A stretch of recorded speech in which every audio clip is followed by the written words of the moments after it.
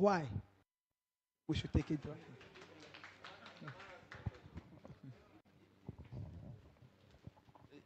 The question, the statement you made about ignorance of the law, do you believe in it? That ignorance of the law is no excuse? To what extent? That's if I, so if yes, today Parliament passes a law, right, that is assented by the President, becomes law, and then tomorrow you are doing something and somebody comes, arrest you, and they say that, oh, a law was passed, you have violated the law. Do you still believe, you say, I think I'm at fault because even though I'm ignorant, the law, the statement is that ignorance of the law is no excuse. So take me. You won't accept it. So right to you do application, right to information. No, but you are being prosecuted. Exactly. At that time, at that time, you can't now go and say you are applying for. No, but I think the point that the reason why I raised this is the same point about what that we are talking about how we want to see our society work. So there's nothing special to it. Is, do you believe, if sometimes we take these things for granted, we make a statement and say, but is it fair that a law is passed, you don't know anything about it, and then you will be arrested or you will be punished because you have violated a law that you are not aware of? So these are very, very serious matters, and citizens have to begin to be alive. What exactly do we want to see in our society? How do we make sure that, putting in there is actually implemented? Oliver, your question about implementation, the other question is that, should we give the power of implementation to the same people who are violating the law? So if the person who violated the law is the same person that we are expecting to implement the law, what should we do? Should we be giving the power to give it somebody else to be the one that punishes the person who violated the law? Are you understanding the question? Because the problem a lot of you have identified is that the same people who are supposed to implement the law are the ones who are violating the law. Okay. In that scenario, if let's take the police for instance. If the police does something against you, you are supposed to report to the police for the police to prosecute the police, right? But it doesn't have to be that way. This is what I want you to be reflecting on. That she talked about restructuring. We shouldn't accept things as they are because they are the way they are. And that was a question about the ignorance of the law issue. But this is what it said. This is what it has.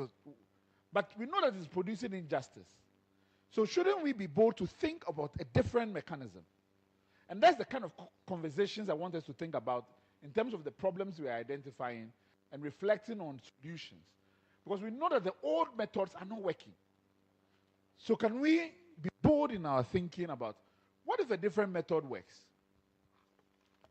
So we can demand accountability through social media. So right now, social media, I would say, is something that goes globally. So if you report and you are not seeing anything, you can go on social media, you can storm, you can have, what's it called, X-storms. You gather yourselves, like-minded individuals, you come together, you protest, you go on social media to campaign against whatever injustice you are going through, and I think it will go a very long way. Thank you. Now, I'll come to you. I believe in the power of protest. Now, but when you have protested, it is expecting that the same person does it. Right? So I want to push you again on this issue. I'll give you a very simple example as well. So we used to have this in our law. It was then removed. When you look at police reports made to the police, and what is prosecuted, you'd see that the overwhelming cases of sexual abuse against women do not get prosecuted. So there's between reporting and prosecution, if you gather the statistics, you realize that there are certain types of complaints that gets the least percentage in terms of prosecution. Okay? So in South Africa, for instance, they have what they call the private prosecution. Is it possible that if we had private prosecution, that NGOs can form and have lawyers trained who take up cases and prosecute it when the police fail to? So in this case, you are thinking it's a fail-safe mechanism. Do you understand? That if the regular institution is not working, then you create another arrangement. If this is not working, you create another arrangement. That these are the types of things I want us to think about generally. Is it helpful? Okay, ideas. Let's think. By the time you are done, I want you to be so tired that at this point you're only waiting to break the fast. Okay, so my name is Jennifer Nongomi Otembile from Activista. So what I want to add is that oftentimes we fail to know what is even happening. And so a few days ago, a friend of mine, we're talking, he works with Siraj. I really didn't know some of the things when it comes to child care. So many times women think that it's all about suffering to take care of the child. And tomorrow she's like, that's my child, I took care of the child, so I won't give out the child. But then women don't even know that there's a law that can favor the man, depending on some of the things that happen. And so, from there I got to learn that, so meaning that there's even a law that also doesn't really favor the woman, or maybe the man, but depending on whoever is actually taking care of the child. And so looking at the Constitution too, most of us here, we do a lot of social media, we do a lot of advocacies, but then we don't even know what is in the Constitution. And I believe that once you know something, you're able to fight for it much better. The current system, it seems, is now working in a way. That's because people actually hold others accountable for whatever is supposed to be held for. And so I think that from our little groups or from our groups as we sit here, if we can start the sensitizations, we can start the education around the Constitution. Once we know what it is, we can hold people accountable. And I believe that's actually one step, and that might help too. So there's that idea again. Knowledge of the document and knowledge of our laws. That keeps coming up. Right? Now, if the NCCE, which is supposed to do this, says that one of the reasons and challenges to doing this kind of work is that our source of funding is not guaranteed to be able to do this work. So then we must fix that. Yes, please. So here, not to the NCCE, because NCCE will always tell us they don't have money. But then I'm looking at how the groups here can also play a role. So in our individual groups, if you can all know what is in the Constitution, I'm sure during the sensitizations or some of the activities within the community, we can also send some of those information out. And then it helps, because we all play a role. Now, there's another question that was raised that joins this question, the conversation on the ignorance of the law issue, where it suggested that he was alluding to the legal aid, where for poor people who don't have money, you can go somewhere. But then if I tell you that legal aid has less than 40 lawyers across the whole country. Yeah. Yes, please. Why are you not speaking Dagbanle? Because are we still on the radio or not? Because most of our parents are on the radio. Who or she do not understand Dagbanle, or English. So if you speak Dagbanle, so that they will also understand some. So try and speak Dagbanle. Nyulembon Oliver. Kanyana Ankara. No, but it's a fair point. It's also about the question of reach. And it's a question of this issue where much of our experiences and lives around us, in terms of the institutions, are constructed in English. And so there's a vast majority of a society, segment of a society, that do not have access to the medium around which we do so many things. Take our laws, for example, an example that was given. How fair is it that laws that is written in Accra, let's say even advertised across the country in English, and then somebody who can't speak English, you say, but ignorance of the law is no excuse. Is that fair as a society? Okay? So is there a mechanism that we say that, okay, the state has a responsibility to ensure that this law, once passed, beyond just putting it in a gazette, you must do this sensitization and do education on it. Particularly if it is a law that creates a crime, you must educate people and show this number of months and effort before people then become charged under that kind of crime. That's an idea that can become a part of a constitution. Do you see? Now, what about the question of the example that he gave? Now, he made a fantastic example, but he misunderstood, I think, what the prison warden was saying. That so many people who are here is because they didn't know how to talk that they are here. It's not about whether or not you are talking respectfully. Many people do not understand the criminal process because you don't have a right for the state to provide you a lawyer when you can't procure a lawyer for your own. Okay? So, once you are charged with an offense, if, for instance, in some societies, it's automatic. Everybody must be guaranteed a right to legal counsel. We don't have that automatic right. You are supposed to go to the legal aid. They say they are going to do a means test to determine whether or not you are poor enough. And their poverty enough, I think, is about 3 CD a day or something. I have never in my legal profession charged anybody 3 CD. So, what if the way to cure that problem, and it's true, there's so many innocent people in our jail cells, people who are on remand for years because they have no access to a lawyer. So what if it's the state's responsibility to ensure anybody charged with a criminal offense must be provided a lawyer? If they can afford a lawyer, they can go and take their lawyer. But the question doesn't even arise for us. You have a right to a lawyer. Is this an idea we can express in the Constitution? Okay. What else? I think our time is coming to an end. So I'll take 3 recommendations rather than questions. Certainly not your rhetorical question. Okay.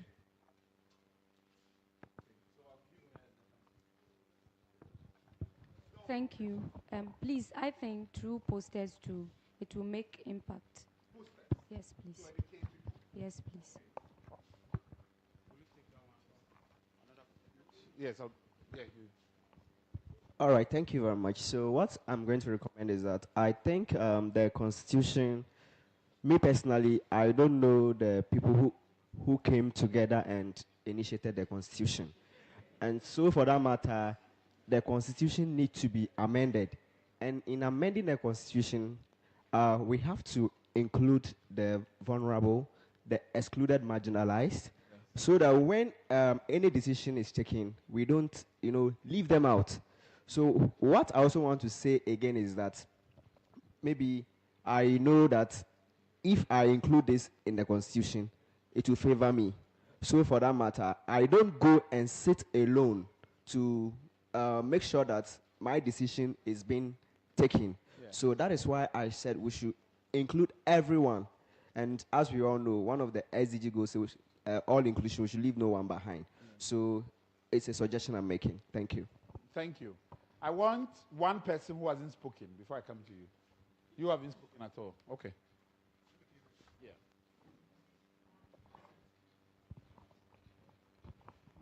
Thank you so much for the opportunity. I respond to the name Mohammed Abdul Wali from Bagaba College of Education. And so listening to the conversation, one thing I want to recommend is our executive power. We have given too much power to the executive arm of government. That is one key thing that is resulting to all these things. And the next thing through your submission is the financing. And so there should be a structure where the revenue mobilization or the revenue that has been mobilized, there's always a percentage. Let's say at least every year 2% of the mobilized revenue should be given to NCC rather than the executive sitting down to determine what should be given to this body and that of this body. Thank you so much. Thank you. Before I come to you, I want to give an opportunity. I want a suggestion that you feel is either Tamale specific, Northern region specific, that you think you want to make in terms of any review of law or constitution. What do you think that some problem that is peculiar to this region? Region can be the particular region or the Savannah area, what do you think are some of the peculiar problems that is not attended to nationally that the Constitution review should speak to?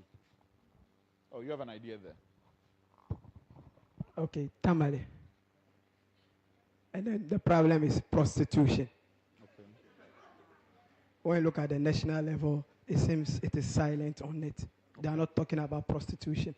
And day in, day out, we hear nudity and other stuff in Tamale. So I think those at the top should look at it. Okay. Thank you very much. Okay. A peculiar recommendation I'll have from Tamale is that, like my brother mentioned, ignorance of the law is not an excuse.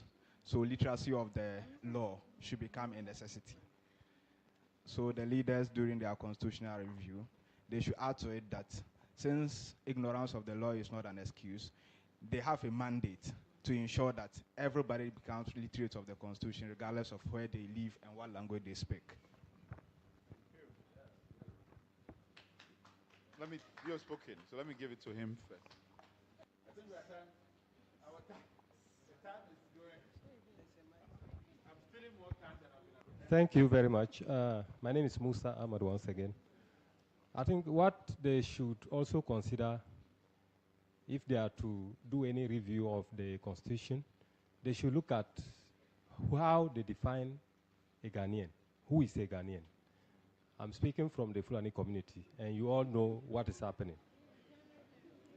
So they should consider looking at how they define a Ghanaian. Then what I also want to add is the way we are facing difficulties in enforcing the law. I think at this point, as people in Ghana here, we have to look at the way we educate our children. If we start from there, I want to talk about the honesty. If we are honest, and if we put that culture in everybody or all the young Ghanaians, I think all these problems we face in enforcing the law will reduce. I'm saying this because I'm a teacher, and I see the way children today are able to forge lies. And then just to save or to favor themselves. Children, small children, they are able to copy the kind of lies big people are saying. And it's displayed on the television every day. And they are also saying, they are learning from it. I think we have to look at that side, the honesty side. We have to consider it. Unfortunately, I think that what you are suggesting is that we have to eliminate big people's lies so that the children copy for it. Let me just end on this note, the question you had asked about what Constitution review. Yes, we haven't stopped. In fact, even before the president appointed a committee, we organized an event called the Case for a New Constitution.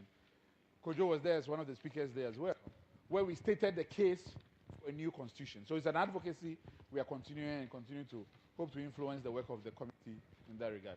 Thank you, and I really enjoyed this session.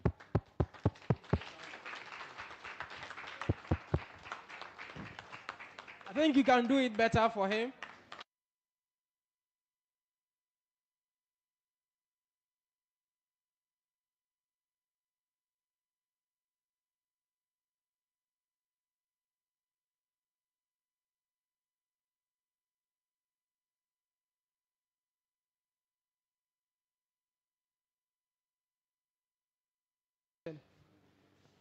And then that would be led by Dr. Kojo Asante, the Director for Policy Engagement and Partnerships at CDD Ghana.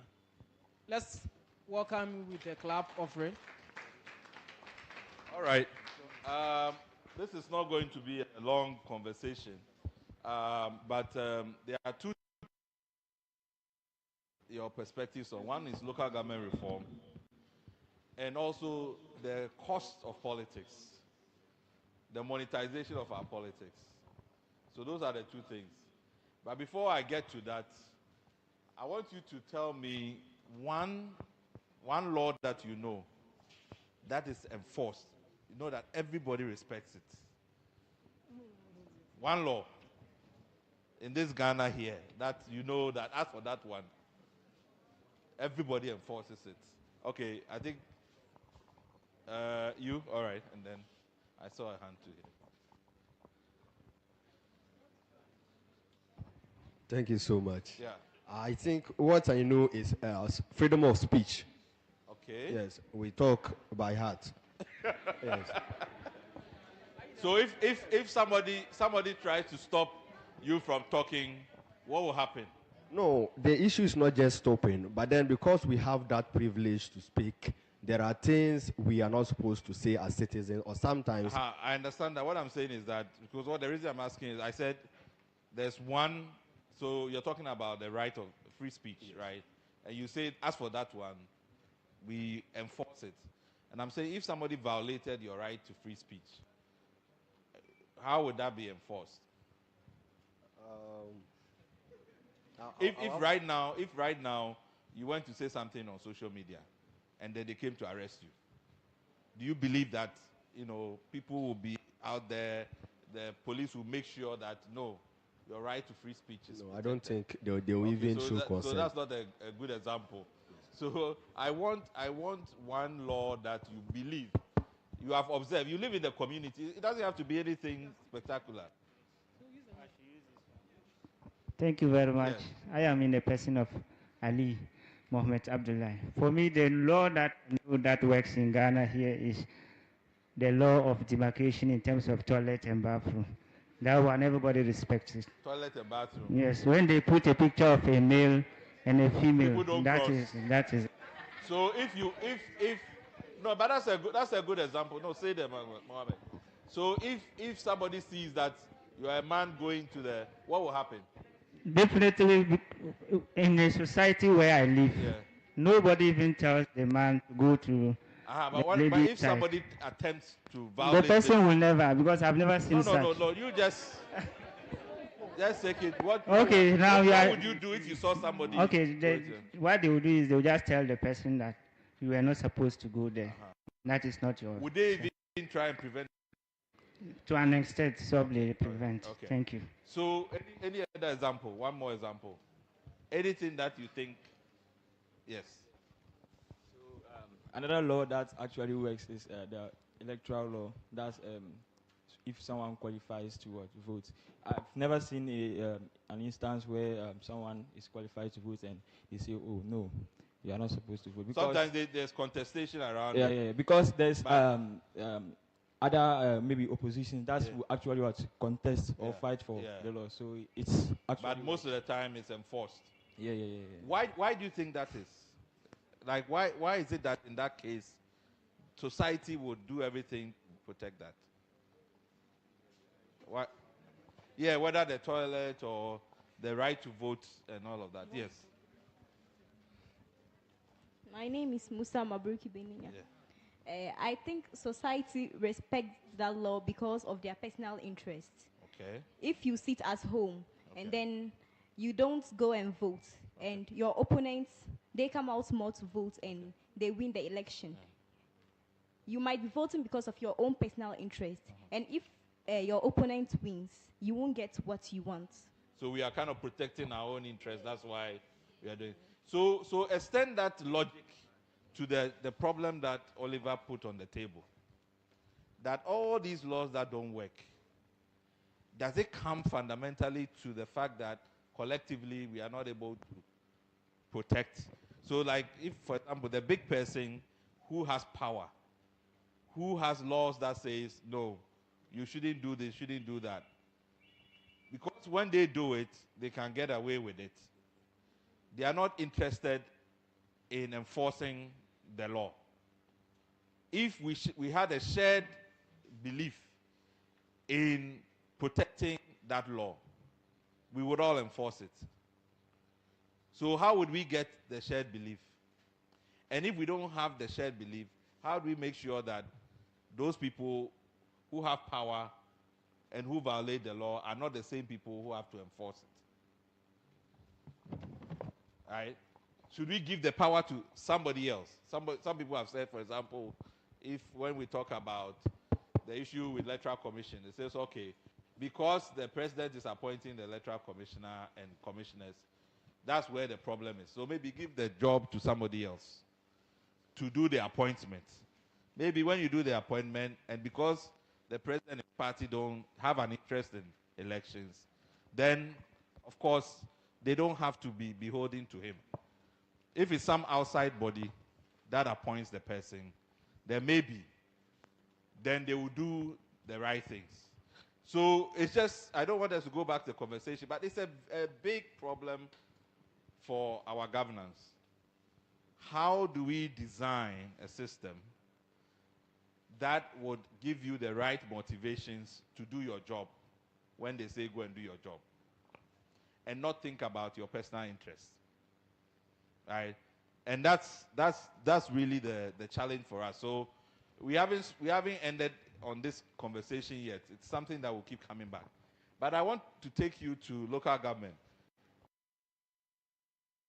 Everybody has they live in a district, all right? What do you think are the problems in the district, or you think that the districts are working? Are our districts working? Why? What do you expect from your district assembly? What's the nearest district here? Where? Hey, Sarnegu, okay. District, right? Municipal, okay. What do we expect from that district? What should they do for us? When I was coming, I saw there were places where there was a lot of rubbish, on the side road. I'm asking, whose job is it to sweep these things, right? So what do you expect from the local government? Yeah, let me take the gentleman here. Anybody here? Okay, I'll come and take you. Yes. Yeah. I expect them to be accountable and then to be doing monitoring and evaluation of their work. What kind of things do you want them to monitor? The works. Okay. Some of the works that like are capital projects that they are doing, like road. Yeah. Like when you go to is it Western region or Western North? There's one particular district there. When you get there, in front of it, the projects they are embarking on, those that they have embarked on already, are on it with the cost involved. Okay. So they are being accountable to the people. So they've given you information. Yeah. Okay. So that you won't be suspecting them of any other stuff. Okay. Now, one of the things that have been discussed in the last, I would say, the last 15 years or last 20 years, is that we appoint our mayors. We don't elect them. What do you think about it? People say, no, we should appoint our mayors, which is DCs. That we should elect our DCs, not appoint them. What do you think about them? That particular issue. Thank you so much. My name is Suleiman Alassan, and to me, I believe we electing them is the best way. For instance, if you are to consider the appointment, the government is not living with the people, and probably he might not be aware of the problem that they are facing. And some of these people that they are appointing, they are not best fit in that portfolio, because some of them, like, they will just come from nowhere, and then they will appoint them, and because of that, they may not be willing to work effectively for the people. So when it is about election, the people will now look at those that they think they can work for them and then elect them. And in this case, like, those elected representatives can work effectively for them. Thank you. And the other thing is that the overwhelming belief, because this comes from Afrobarometer surveys that have been done, is that people don't want parties to be involved in electing MMDCs. Also, what do people think about that? So I think the last survey that was at 71% of people said they don't want parties to be involved. Remember 2019 when the issue came up? Because of that, the amendment bill was withdrawn. because there was a difference between MPP and NDC as to whether parties should be involved or they shouldn't. And we went round in almost all the regions, and everybody said they don't want parties to involve. Is that a position that people still take, or they've changed their mind? Yes. My name is Ruhaima. I'm from Activista. So I think that people should vote without party colors for their mayors, because it's cancel out it cancels out the favoritism and the polarism that is already involved in the general elections. So people vote for who can actually work, not who wears the same party colors as themselves. They vote for who qualifies. And it reduces the monetization that would have come with it. So for instance, if a party is in power, it's more likely that their mayor candidates will win because they will use government money to fund campaign and other activities. So if it comes without the party colors, it will be more monetization free. Yes, thank you. Let me press you a little bit. So currently we know that they say the party should not be involved in assembly elections. But we know that they have primaries behind closed doors. Do you think that even if we say they shouldn't participate, they'll go and have their secret meeting and decide who they will support, and then try to campaign using their party structures to support? How would we deal with that? That will put accountability into the hands of the people, that whoever comes from within your community to contest is somebody you are living with, somebody you know his or her political background. So if the person comes forth and you can see that this is somebody that is party-centered, this is somebody that is pushing a party agenda, at that point, you have the power to vote the person or not vote the person. So that puts accountability in the hands of the people. Okay, I'll take maybe one more view on this. Yeah, let me take. You also have. Don't worry, I have more questions on local government, so I'll put it to you. Here first, and then.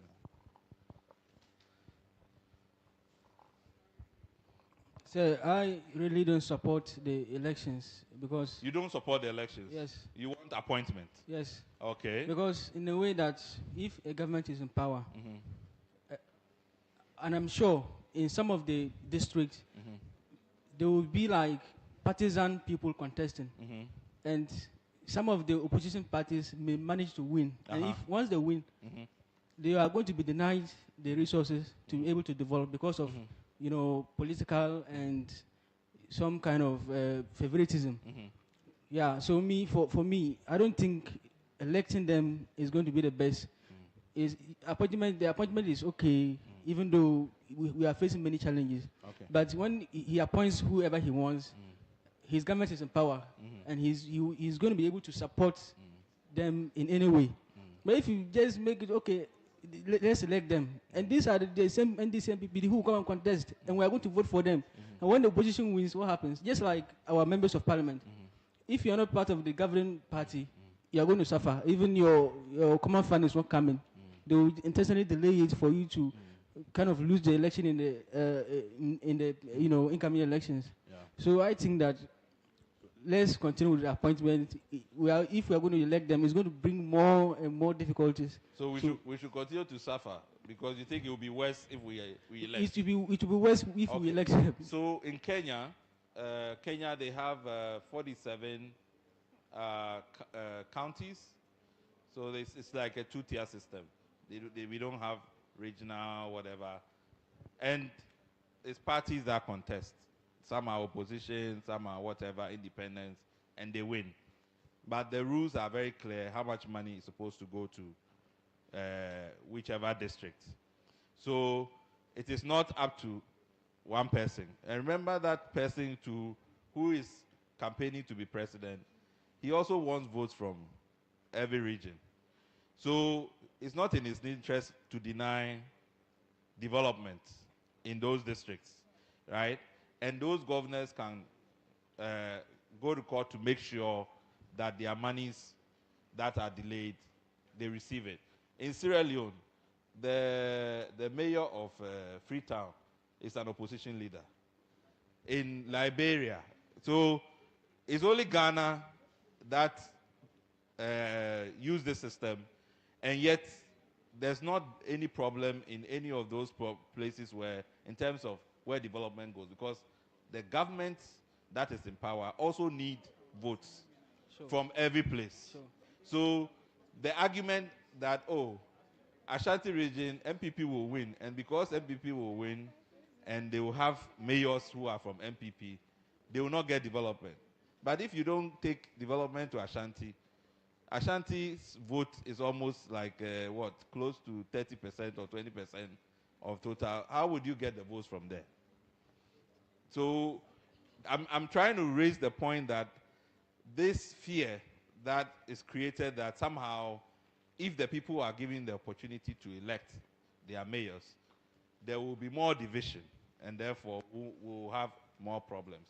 Just saying, in many African countries, with the same competition, have been practicing local government for many, many years, and there's not been that problem.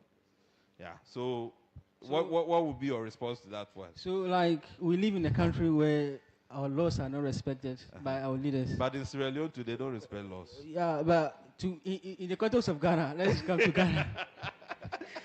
We have heard. Why is Ghana so unique? We have heard in the past how members of parliament of opposition party complain about common fund, and it is categorically in the constitution that they are they should be given to they should be given to them. Yeah. But they are not given to them. So like it's going to be the same thing. It's going to be the same you thing. You believe so? Yes. Okay. Yeah. All right. Okay. I promise you yes. So my question to you is that one of the things that have been suggested is that you have 261 districts, right? If you say you are going to elect everyone, you want to have a mayor in every district, you have 261 mayors.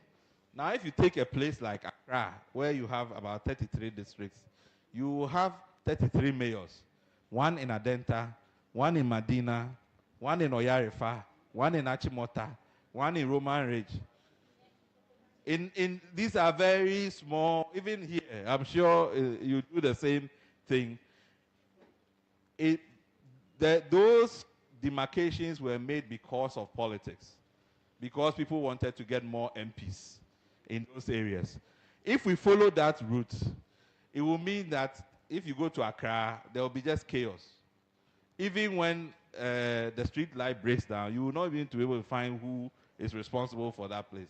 So some people are saying that we should look at maybe doing the election for the big cities first. And then in some of the cities, we need to merge the areas so that we can get effective administration. Otherwise, as my brother is saying, sometimes in your effort to reform, you might actually create more problems than solve the question. So the question to you is, what's your view on that? Okay, thank you very much. Okay. And I think those who are making that proposals, they also have a point. Yeah.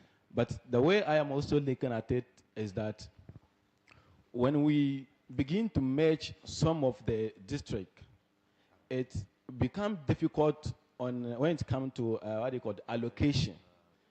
Most of the time, what calls for division of the district or maybe creating new districts is because of what? Resource allocation.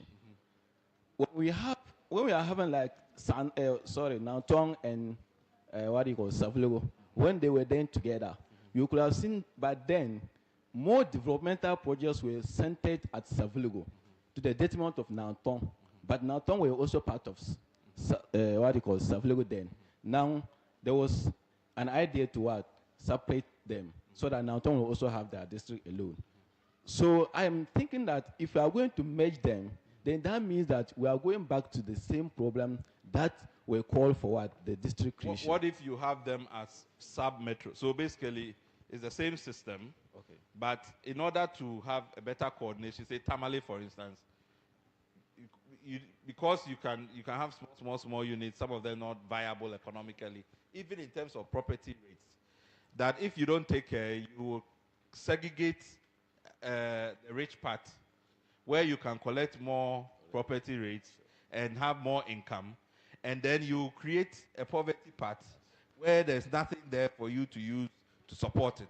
So you need to mix it up so that you can use that to subsidize the areas that are poorer. But it doesn't mean that you still not zone them separately to make sure that each area gets their own. It's just that you won't call them districts, but you call them, whether it's area councils or whatever it is that you call them.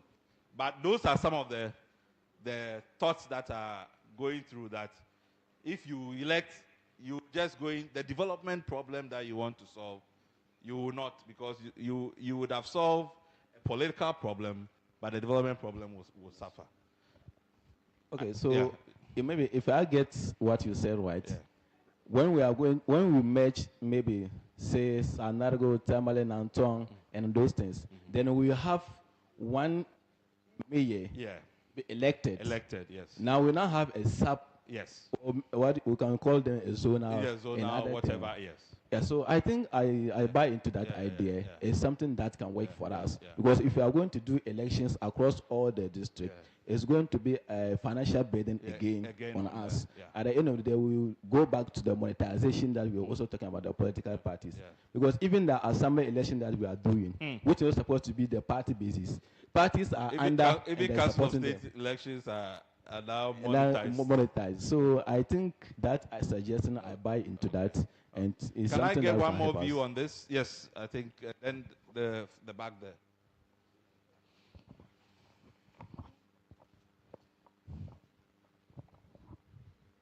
Okay, thank you.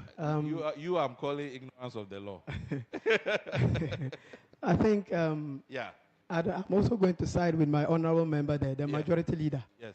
of the UDS Student Parliament. Sure. When he spoke about we not Election and appointments. Yes. to send it to elections. Yeah. You see, it's about we changing our mindset, the status quo.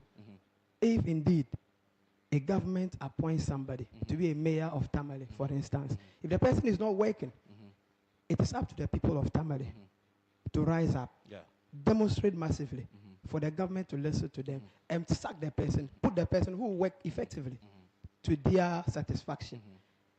Whether it is going to be party person or whoever.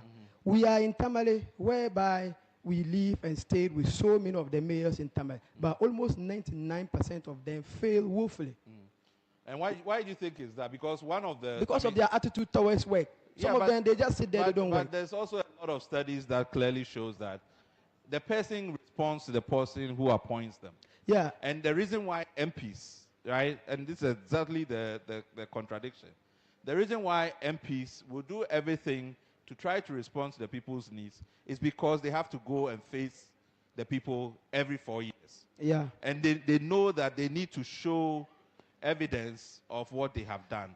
Okay, I'm not cutting you short. Yeah. With the MPs, I don't even want to go there. Uh-huh. Some of them do overpromise.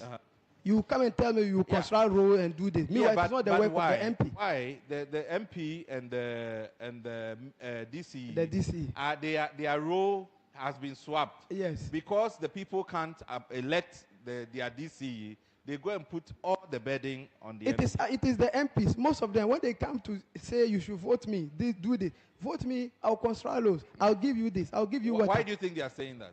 Because they feel like the people were ignorant about politics. So if they, let's say, promise us big, we are going to give them the mandate, forgetting that the duty is what's the name? Taking on the mayors and then the MDCC. Yes. Are you getting it? So when you look at this situation, I think the MPs are their own problems. Because when you look at the district common fund, when it comes, I think 5% or 3% will go to the MP. Not all the time. Even government in power, their MPs also in power, will not even get the fund on time. Let's look at it in that manner. But the point is that if you're not even getting it, you as a DC, because you are appointed, you can't even go and complain. But if the person was elected, He knows where his bread is buttered. That's where I'm coming. So he will go and fight for that. Yeah, if a person is elected, yes, the person is liable or is maybe sabotaging the sitting government. How We is can it look at it in sabotaging? that perspective too. How is it A government sabotaging can it? be bringing a developmental project to, let's say, Tamale Metro. Yeah. And if he And then the sabotages, mayor- how is he going to get elected? And let me continue. No, and I'm then just- let's say the mayor I'm just trying will just to- sabotage Yes.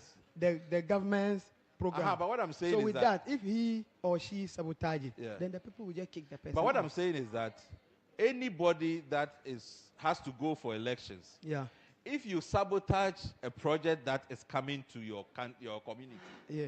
how are you going to go to the citizens and go and say that you have done A, B, C, D, and therefore elect me? And remember that if he doesn't deliver, there are hundreds of him in the community where the community will prefer that you, because you are the type that will not sabotage.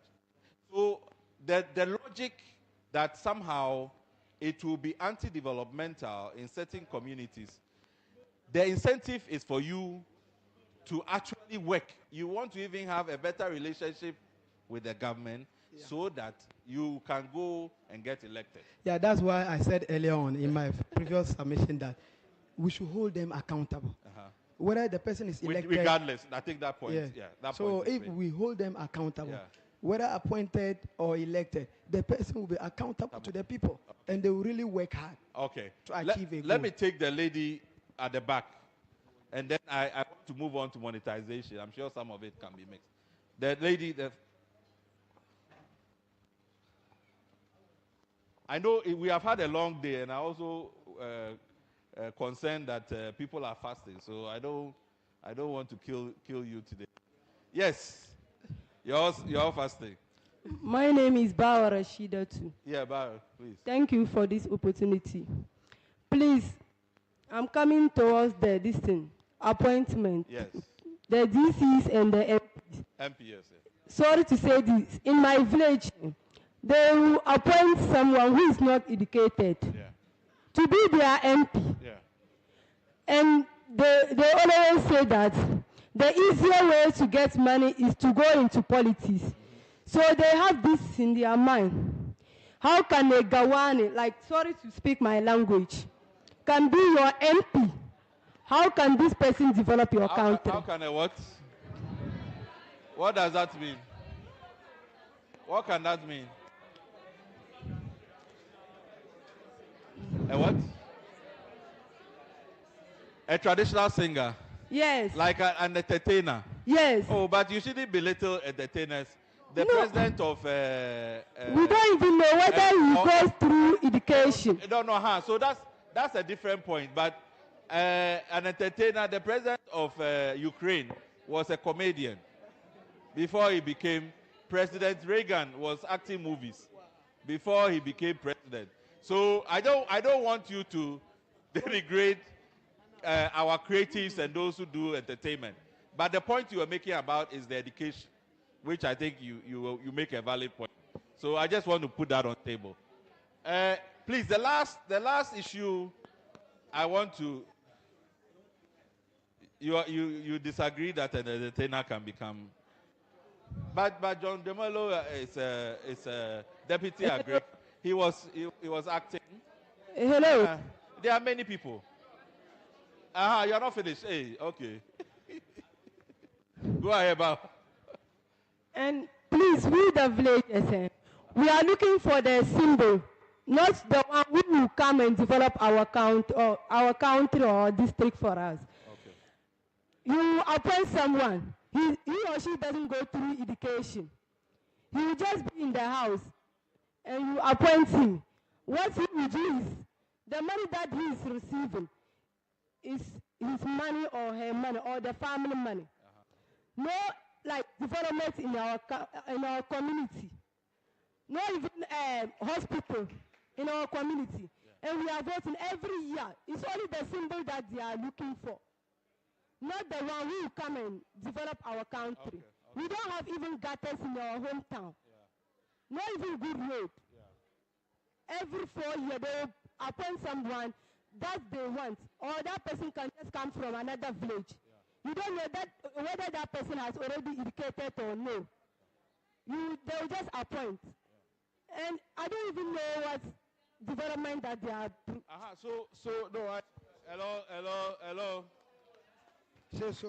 Hello. Hello. Are we here? We are just wrapping up.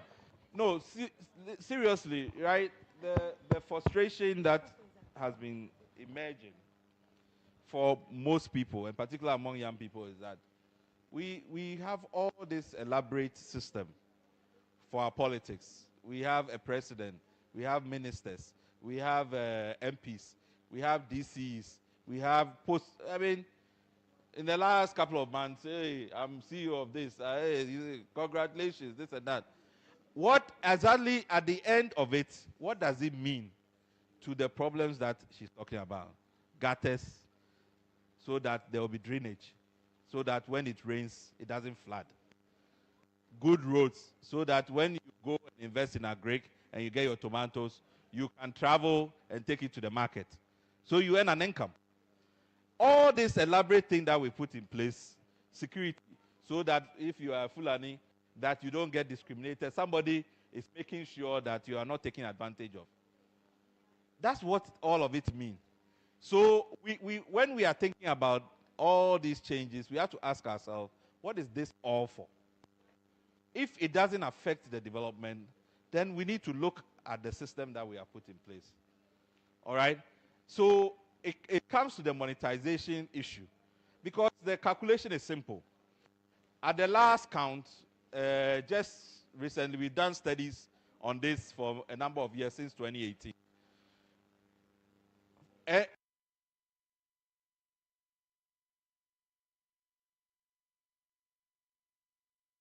An MP is spending on average 10 million Ghana cedis, which is over $600,000.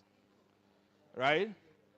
You are nurturing the constituency, you are going to do primaries, you are going to do this, you are going to do that, and then you go and contest.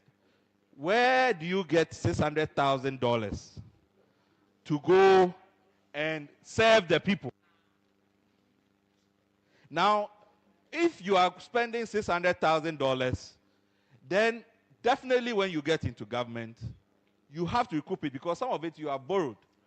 Some of it you have sold your house. You have taken from people. You have made promises to people. So there is no way that you get into government and you will not put your hand in the people's coffers. And remember that when the contest is going on, it's not the 275 MPs that we have elected that are contesting.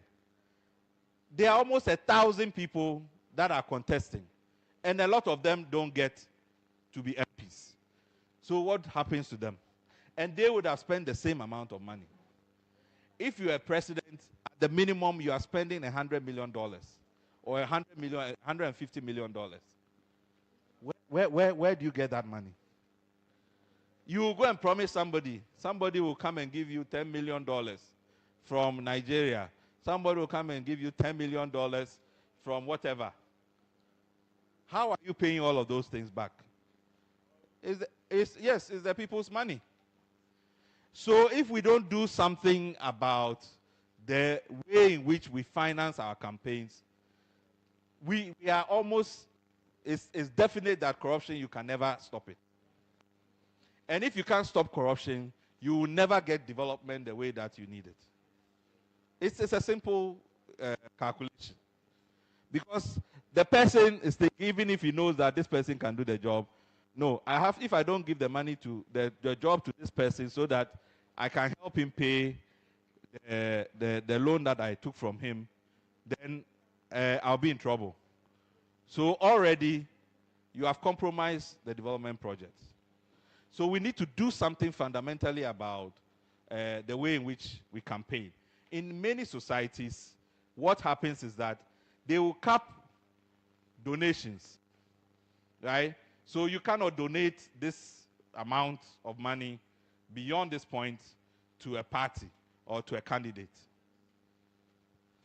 even if you go and do funeral donation, this is the maximum you can do. So that because we are competing, it ensures that everybody is able to work within that same. Can you justify the number of billboards that we put up for election? But it has become an economy. People will even say, oh, let me do 10 billboards for you, for your election, whether you need it or not. And then you owe me. Somebody will say, oh, let me pay for 100 adverts for you. Let me print 2,000 posters. So we are just spending money that we don't need. So they also cap expenditures. They say, okay, you can do this number of billboards. You have 16 regions. In the popular areas, you can do this number of billboards. You can do this number of adverts on radio. Because there has to be a way to bring the cost down. And if we come to mayors, some have even suggested that, as for mayors, if we are doing it without parties, we should go back to what we had put in for local government assembly elections, where there are actual common platforms that are done by NCC for everybody to come and campaign. So that it's not now that you are going to go and look for money to go and do this election, and now they give you the job and you are looking for ways to recoup it. If the whole point is to serve, then we are doing ourselves a disservice if we don't deal with the monetization issue. So it's a big issue, and I think almost everybody now is complaining about it. But we need the citizens to take an interest, because that's the only way we can protect our development. It's the only way you can protect our development, right? So basically it's a subject matter that through the year, this year, next year, we'll be talking more about it, and we hope that we can work with the youth groups and the platforms to discuss it some more. What also happens in other places? How can it be enforced to make sure that we reduce the cost, so that also the barriers to young people, because where are you going to get $600,000 from? You are looking for what? 1,000 Ghana cedis to go and buy seedlings to go and do agribusiness, and they say you need 600,000 to go and it just doesn't make any sense. So if we want young people to get involved, if we want to break these barriers and so on, we need to really deal with these serious issues. I didn't talk about things like proportional representation, particularly at local level, to make sure that communities that are marginalized are represented and all of that. But that could be another conversation. But I want to end here because, as I said, we've had a very long day. But it's been very, very interesting. And I'm promising you that, at least for me, I was really happy with the agribusiness conversation. It means that there is opportunity there.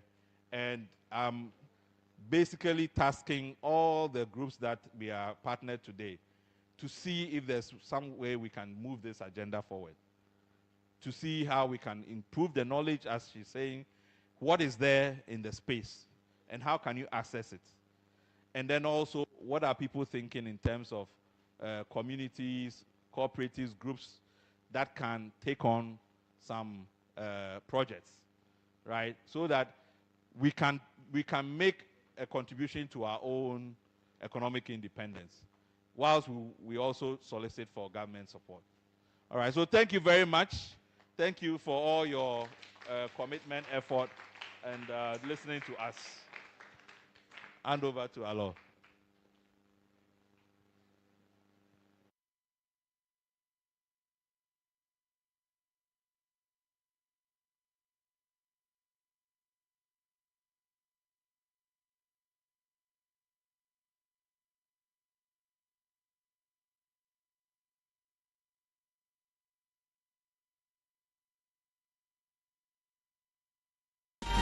Are you an African living in Japan? Do you have a story to share about your experiences in this fascinating country? Join Emmanuel Atrekon on One Africa, One World on JafriQ Radio, the program that connects Africans in Japan and shares their unique stories, from immigration issues to cultural shocks and from racial challenges to unforgettable moments. We will explore it all. Tune in every fortnight to hear inspiring, thought-provoking, and sometimes humorous conversations about life as an African in Japan. Don't miss One Africa, One World on JafriQ Radio, the voice of Africans in Japan.